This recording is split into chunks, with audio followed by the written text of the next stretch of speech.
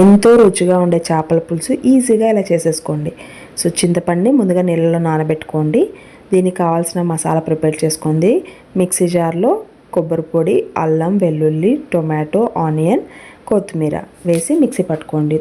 బాగా వాష్ చేసి పెట్టుకున్న చేపల్ని ఇలా కడిగి పెట్టుకోండి.